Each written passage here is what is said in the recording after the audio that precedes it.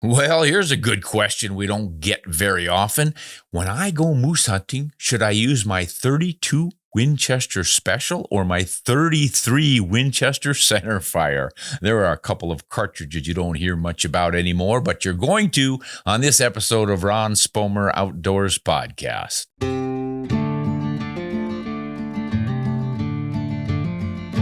Hello, everyone, and welcome. We have a patron who is going moose hunting in Maine, and the guy is from Oregon. What is going on? This is Dusty. He is a patron who asked me about which rifle he should take on his once-in-a-lifetime moose hunt in Maine. So let's just read what he had to ask me and what I told him. Ron, I'm from Oregon, and I hunt mostly Rocky Mountain elk and bench leg deer.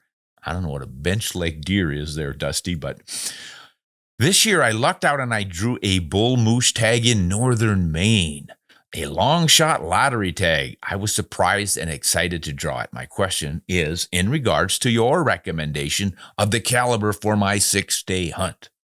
I have two schools of thought. Here's the first. I love old lever action guns, and I have taken elk with my old Winchester 32 Special in a Model 94 and my really old takedown model 1886 in Winchester 33 Winchester Centerfire is another lever gun I love to hunt with, but I'm still waiting for the right shot on an elk. The 32 did the job with ease at close range, a breadbasket shot on a cow, and down she goes. So I'm confident the 33 will perform similarly. I am shooting jacketed flat-nose bullets out of both the 32 and the 33. It's hard to find those FTX bullets lately, darn it. So, would either of these old rifles be a good choice for the bull moose hunt? Too small, not enough energy, or is the terminal bullet performance not good enough? How tough are moose anyway? Second idea, I could just take my 7mm PRC and I load up some 160 grain CX bullets or maybe some 180 grain ELDX and be done with it. What do you think? I enjoy your podcasts, lots of good information in them, and I get a good chuckle every time you have to appease the 308 Winchester fans. Thanks in advance, Dusty. P.S. Maybe I should take all three. The lever guns for close-in brushy days and the 7 PRC for the more open country days. All right, Dusty, here's what I responded to Dusty with. Dusty, so pleased to have your support. Thank you. Now, congrats on your moose tag. Moose are not all that tough, but penetration might be a concern. I'd use a controlled expansion bullet. The 33 Winchester Centerfire would be cool. I would take that plus the 7mm just in case. To my knowledge, there aren't likely many long shots in the Maine moose woods, but you might get one across a lake or something, so you'd be pretty bummed if you had a solid 300-yard shooting opportunity on the last day and you only had a 32 Special or a 33. So your lightest bullet? The lightest I ever took with for a moose was a 120 grain bullet from a 6.5-06. That was a 240-yard shot, and one bullet did the job, and that was a 12-year-old big bull. So that's why I say moose aren't all that tough, but you do need a bullet that's going to reach through all that mass to hit the vitals. So let me know if you have any other questions or any special topics that you'd like to see me cover here. Cheers and good luck. All right. Now, something that we should probably touch on is this dilemma of which cartridge to take. Make up your mind and stick with it. Don't be vacillating. I've done this myself too often. We think, oh, shit, this one or that one, or maybe I'll work up 2 different loads for the same one, and you end up confusing yourself. Now, I would recommend a backup rifle, especially on a one-time deal like this where you're traveling a long way. Anything could happen. Your rifle could break, and there you'd sit. And yeah, probably a smart idea. Once you get there and you determine, wow, there's no way I'm going to get a long shot here, so I might as well not even bother with that long-range rifle. Or just the opposite. You get there thinking it's going to be heavy cover in the thick Maine woods, which is what I would guess, and it ends up there's a timber harvest area, and it's got a lot of big open areas because they clear cut it, and you see a moose 300 yards across a clear cut. So you would be well prepared to have one of each. I can understand the allure of hunting with a lever action. And then the old 33 Winchester Centerfire, that is an old cartridge, but it's one of the bigger ones. It's not as powerful as the 348 Winchester, which came later, but it's a kind of an oldie but goodie. Would be fun to hunt with one of those. Okay, let's see. Let's go back now and see what the team has come up with for questions. This looks like the list. Yes, from New South Wales, Australia comes Steve. Hi, Ron. I've been watching your YouTube channel and I just found your podcast. I'm enjoying knowledge you share with the listeners. Keep up the good work. Well, thank you, Steve. Say, as I'm starting to get into deer hunting, I'm looking at better distance rifle cartridges. We have a minimum caliber of 243 plus 270 for reds. That must mean red deer in Australia. Okay. Now I'm looking at the 308 because it's easy to get cartridges for it and it ticks off all the boxes for my main rifle. So my question, should I get a bolt action light rifle such as a Hauer 1500 or a Tikka? Or should I get a lever action such as the Henry Long Ranger 308 or a Browning BLR 308? Neither of these I can get in country yet without an ETA. I don't know what that is, some government red tape, I guess. But I love these rifles and I will wait until stock arrives from the States. Second question, is there much loss in the accuracy between the bolt action and the lever guns in a 308 cartridge? Oh, good questions. Okay, so let's take the action style first, bolt action or lever. Personal choice, bolt actions are a lot easier to tweak for precision shooting because of the one-piece stock. You can slide sandpaper down the channel to free float the barrel to make it shoot better sometimes, or full length bed the channel to make it stiffer so it shoots better sometimes. With the lever actions, you end up with a two-piece stock and you can't do that sort of thing. So you've got that forend hanging off the barrel that's going to impact changes to your shooting depending how you rest it. If it's resting on your hand versus a hard surface or something, that might change your point of impact. And two-piece stocks just are never traditionally as accurate as one-piece stocks. And then there's the trigger issue. It's usually a little easier to tweak and perfect your trigger pull on a bolt action than a lever action. But that said, there are still some lever actions that have been worked over by gunsmiths that make those triggers really quite remarkable. But as a rule, lever actions don't have the reputation for stellar accuracy to match the bolt actions. Can be done. Sometimes happens right out of the box. Last year, I did a review for some magazine on the Henry Long Ranger. I think you mentioned that here. Yes, the Henry Long Range. But mine was in a 223 Remington. I didn't expect much from it. By golly, that thing was printing half MOA. Half-inch groups, 3 shots at 100 yards. Wow. With a lever action. So, can be done. I have used over the years some Browning BLR lever actions, got them shooting MOA. So the precision can be there. Now, I think it's going to come down to what you prefer to shoot with. I just love running a lever action, but I also enjoy the bolt actions for their lightweight, compact design, and I can run a bolt pretty fast. Most people who train with them can. It's not a handicap at all. And of course, you've got the advantage that we already talked about, generally a little easier to tweak for perfect accuracy. So I don't think you'll go wrong with either choice, Steve. I wish you well with either one. And even in a 308, as much as I poke fun of that cartridge, I have got to admit it is kind of the Goldilocks. It can do it all. Nothing wrong with it. It's just not what you would call snazzy and cutting edge. But boy, it sure is versatile. So good luck. Here's Gerard from Calgary, Alberta. Long way from Australia, both former British colonies. Hi, Ron. I recently discovered your podcast, and it's going to take some time to catch up on all the episodes. Well, I'm glad you're interested in catching them. I consider myself as someone who knows just enough about firearms, cartridges, and ballistics to be dangerous. My question today is, why is the 5mm caliber not more popular? There was the 5mm Remington rimfire that I believe has ballistic advantages over the 17 HMR and perhaps the 22 WMR, the Win Mag. The 30 grain 5mm rimfire travels faster than the 30 grain 22 mag and even faster than the 20 grain 17 HMR. And when we come to center fire, well, there's only the 204 Ruger in a 20 caliber that is commercially available, yet there are a few Wildcats, the 20 Vartag and the 20 Tactical. So why did the 20 caliber not grow in popularity. I certainly think it will fit a gap between the 17s and the 223s. Thank you. Yeah, that's a good question. And I think the answer is that it's so limited in application. You get below a 22 and you no longer have an option for a deer hunting rifle in most places. Most states will allow 22 centerfires for deer hunting. So folks figure, well, look, if I'm looking for a varmint cartridge or a coyote rifle, 223, 22, 250, something with a 22 still can be used for some precision deer hunting. Whereas a 20 caliber, not so much. So it's exclusive and limited. That's part of the reason. And then, you've got the 22s and you got the 17s. This is just kind of a bite right out of the middle. Not a huge advantage one way or the other. So that's probably the other reason why people just figure, don't need it. But I have found that the 204 Ruger is a delightful little cartridge. It's the 222 Remington Magnum, pretty long, longer than the 223.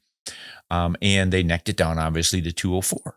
I thought maybe that shorter VAR-TAG would become commercialized, but it never did. Neither did the 20 Tactical, but maybe someday they will.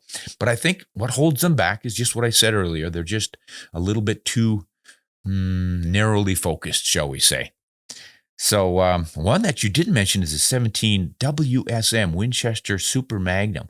That is a big rimfire that is more powerful, shoots flatter, carries more energy, drifts less in the wind, blah, blah, blah, than the 22 Win Mag or the 17 HMR. It's just not all that popular for some reason, and I think not a lot of manufacturers chamber rifles for it. But I've used a couple over the years, and boy, I was sure impressed with the performance of that little cartridge. So you might want to check into that. I wish more rifle makers would chamber for that little thing, because that is kind of the ultimate rimfire cartridge right now. All right, from New Jersey comes Drew. Ron, love all of the video and your work. I was wondering if you could tell me what software and websites you're using for your charts that show drop drift energy, maximum point blank range, etc., while taking into account the target size and the rifle weight for the specific cartridge. Thanks in advance.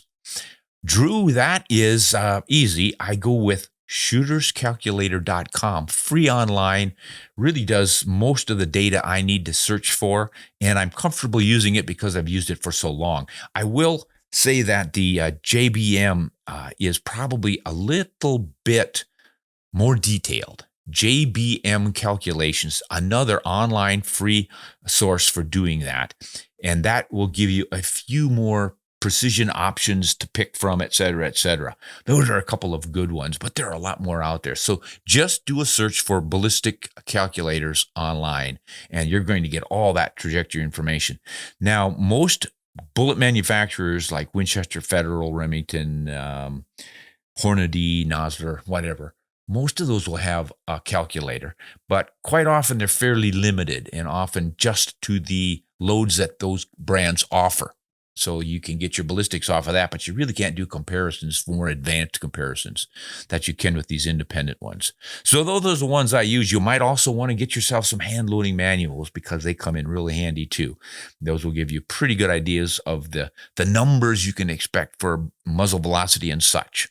So then you can work ahead, figure things out, and then say, yeah, based on what I'm reading here in these manuals and what the potential performance is of these rounds, I'm going to go with this one over that one, and make your choices.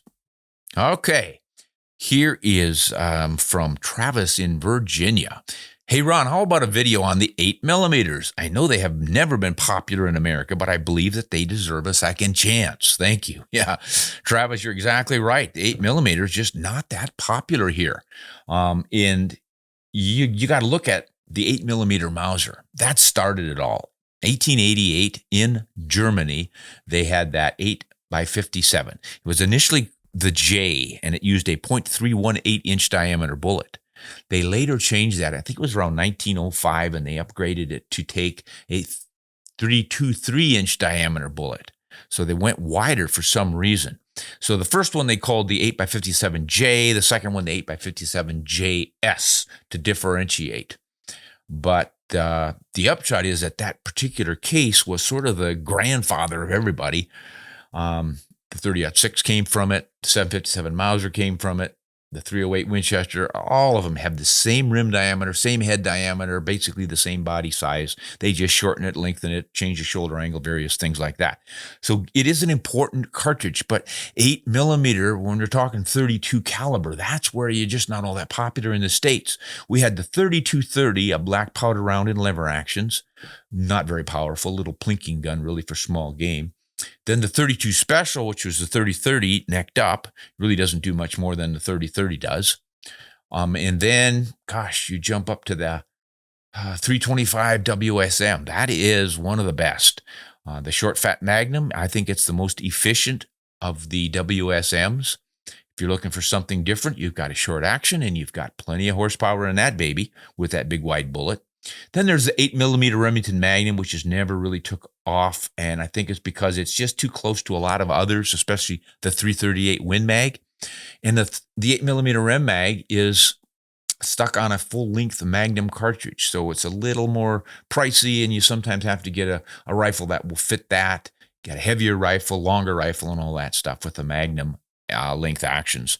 So that's part of the reason. But the big reason why they're not that popular in the States is that they really aren't needed. Most of us hunt deer, and the 30s are more than enough. And then the 300 Magnums, still 30 caliber, are plenty for moose and even the big bears. So most of us stop at the 300s because we don't want to mess around with more recoil.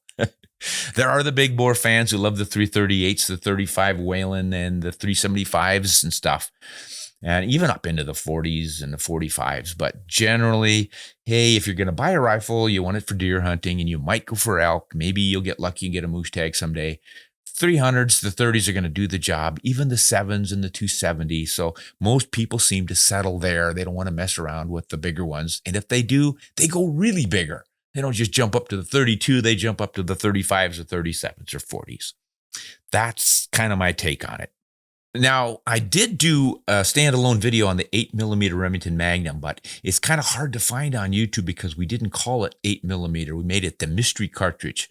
Guess which one we're talking about. It goes this fast. It handles bullets from this size to that size. It was the only one Remington ever chambered in this caliber and that sort of thing until people could answer the question. It was kind of fun. Got a pretty good response from it, but I didn't think at the time, people aren't going to be able to search for this because it doesn't say 8mm Remington Magnum on the thumbnail and the title, because that would give away the mystery. So I'm going to ask Silas to change the darn title on that thing so folks can find it a little more easily. But it's out there, and I think it's labeled as the mystery cartridge right now. You might want to search for that. Should find it on my channel somewhere. All right, let's see. Oregon, going back to Oregon with Jeff. Ron, you always have the best, easiest to compare and comprehensive ballistics. Well, thank you for that, Jeff. I don't know if I get the best, but I try. Do you pull those from one book or source them from many? What would you recommend as the best ballistics book? Thanks, Jeff from the red part of Oregon. That would be east of the Cascade Mountains, cowboy country. Jeff, it's a combination of books and online trajectory ballistic calculators that I talked about earlier here. So do what I mentioned there, shooterscalculator.com, JBM. Go there to get your calculations and do all the math for you. And then the hand loading manuals will give you lots of details. Not only do they have the recipes for the cartridges, which primer to use, how much powder, which bullet, and all that good stuff, but they have basics on what pressure is in a barrel, your external ballistics as well as internal ballistics, what a change in primer is going to do, how it all goes together and how it works. Just lots of good details and information. And each one of those manuals has a little bit different stuff. Some have more, some have less. I really like the Spear manual for more details. They will list the parent cartridge, the year it first came out, the SAMI maximum pressure for it. You don't get that in a lot of hand loading manuals. Boy, the Spear one has it. So there's a lot of fun details in there. And then lots of little short sentence things about back in 18, so whatever, somebody did this with it, and fun little details like that that just make it a lot more interesting. So you will want some hand loading manuals to go along with your ballistics calculators. But most of the ballistics now, that's an online thing. You can buy a ballistics calculator, I suppose, on a CD or an app or something, and you can load them on your phone too. They've got apps that will fit on your phone. You can use them in the field. I don't use those very much because they're kind of small and I'm just not used to doing it. I like to work on a laptop. Call me an old fud, but that's what I am. But it's out there. And most of it is free. You're not going to get your hand loading manuals for free. But then again, a lot of the bullet companies and powder companies also have hand loading information online for free. So you can get a lot of things without having to drop a bunch of money on it. But I just like having the books. I can open one up to a page, open two more, and then compare. This one's using this much powder and they got this velocity, and this one used this much powder and they got less velocity. How come? Did they use a shorter barrel, or it was just because their chamber was a little looser in that barrel? I don't know. It helps you understand it all. So I like to have several books open at a time. All right, now let's see. Let's go from Oregon down to Texas. We get a little hotter, a little drier. Not quite as many mountains, and certainly not as many fine, high country pine trees.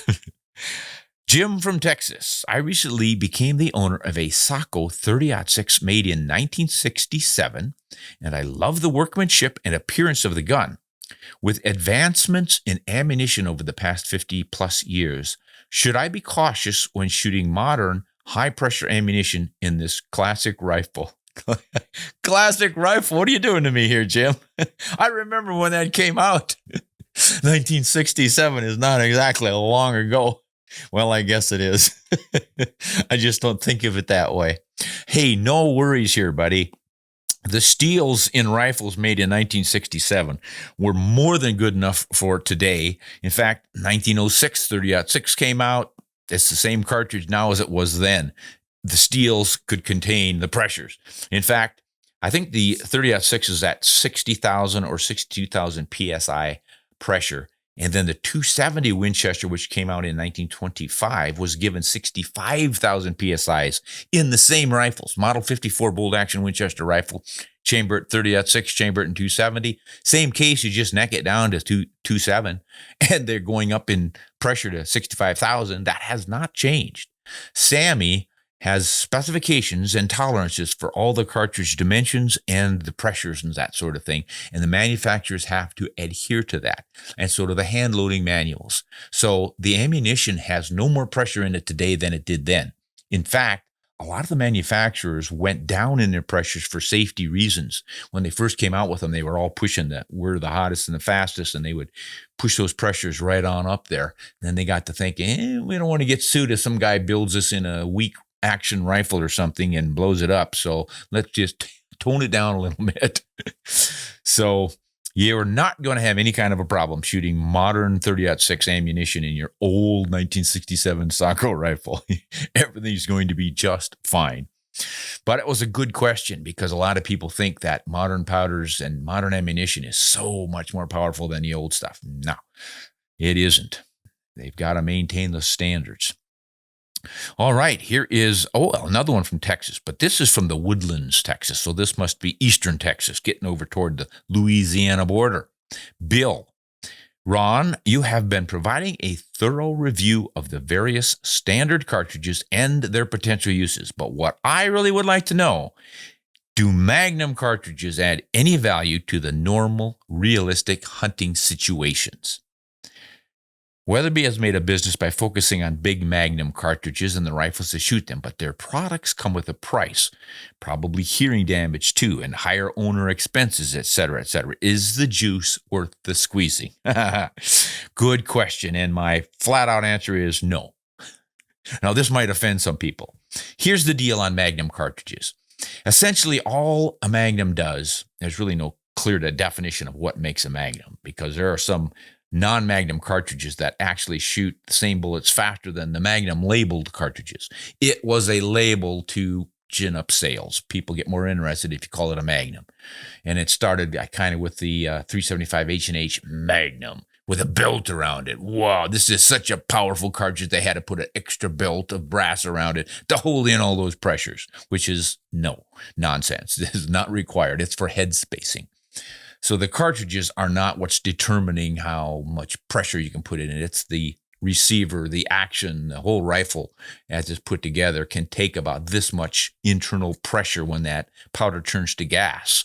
So that's what they're worried about. Now, if you have a Magnum, you've got to have more pressure, more powder, and drive that bullet faster. So you have to make sure your rifles are built strong, and that's what Weatherby kind of focused on. They made a big, heavy action, 9 locking lugs on their bolt instead of just 2 and that sort of thing. But generally, the manufacturers are going to have all that stuff standardized, and the Magnums are merely going to give you a little more velocity to the same bullets. The animal doesn't know if it got hit by a 180 grain bullet that was going 500 feet per second faster or slower than the other one. What the Magnums do for you is give you the ability to shoot farther and hit your target more easily because you have less drop and less deflection in the wind. The faster the bullet goes, the faster it gets there, the less of those problems you're going to have. So it makes it easier to get to your game and not necessarily hit it harder and kill it faster that way. I have found over the years that I can shoot right through a deer or into a deer with a 300 Win Mag and have it respond no differently than if I'd shot it with a 243 or even a 22-250. You hit the deer in the chest, the deer runs off, gets wobbly, falls over. What difference did the big bullet with a Magnum power make? Really didn't. And a lot of guys will say, well, that's because you used too hard of a bullet and it sailed right through and didn't leave the energy in the animal. No, I have shot these deer with bullets that stayed inside, carrying over 3,000 foot-pounds of energy, and that little 200-pound deer did not collapse on the spot, didn't get knocked over, any of the things we think you would get from a Magnum. And that's why I don't think the juice is worth the squeezing if you're expecting that bigger hammer to kill that animal right now and then, every time. And a classic story I tell quite often is about the gentleman who was at one of my seminars and was tired of having to track deer in the heavy forest in Michigan, as I recall. So we got a 300 Remington Ultra Magnum. I'm going to anchor those whitetails right there, not have to go hiking through the swamp, blood trailing those deer. I said, great. How did it work out? Well, the first deer I shot was a little doe, came out of the edge of the hemlock swamp, and I put it right on her chest. I said, about how far away was it? Oh, about 150 yards. Oh, yeah, that should be plenty of good energy on that deer, right? Oh, yeah. Shot her right in the chest. I said, well, what happened? She turned around, ran into the hemlock swamp, and I never found her. Which, it makes my point.